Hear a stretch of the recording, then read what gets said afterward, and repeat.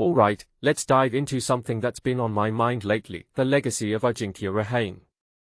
Now, I know what you're thinking, another cricket analysis. But trust me, this isn't just about stats or match highlights.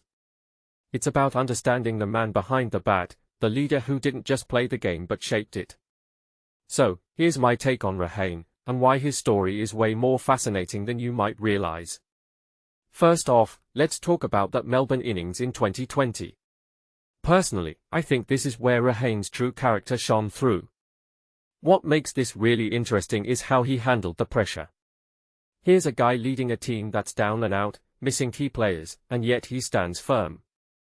In my opinion, what many people don't realize is that it wasn't just about the runs he scored, it was about the message he sent.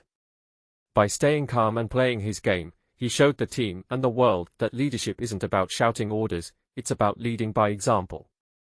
If you take a step back and think about it, that innings wasn't just a match winner, it was a masterclass in resilience and composure. Now, let's talk about Rahane's leadership style. One thing that immediately stands out is his ability to empower others.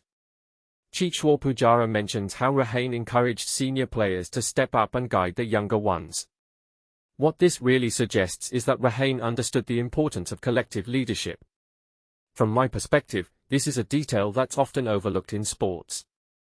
Leaders who share the burden don't just create better teams, they create better individuals.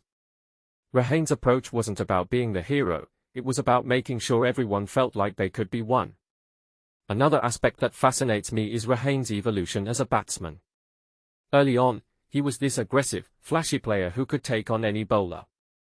But as he grew, he adapted his game to suit the demands of Test cricket. What makes this really interesting is the contrast between his natural style and the disciplined approach he adopted.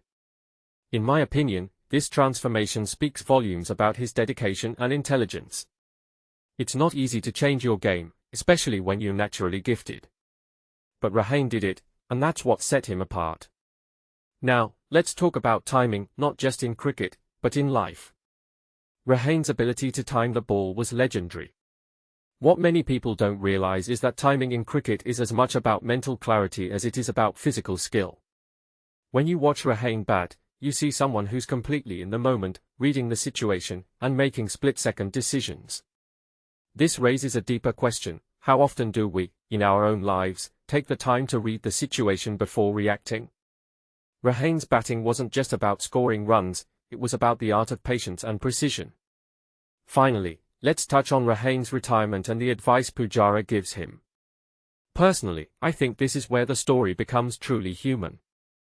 After years of sacrificing time with family and friends, Rahane is now stepping into a new phase of life. What this really suggests is that no matter how great your career, there's always a life beyond it. Pujara's advice to enjoy this time and let go of the past is something we can all relate to.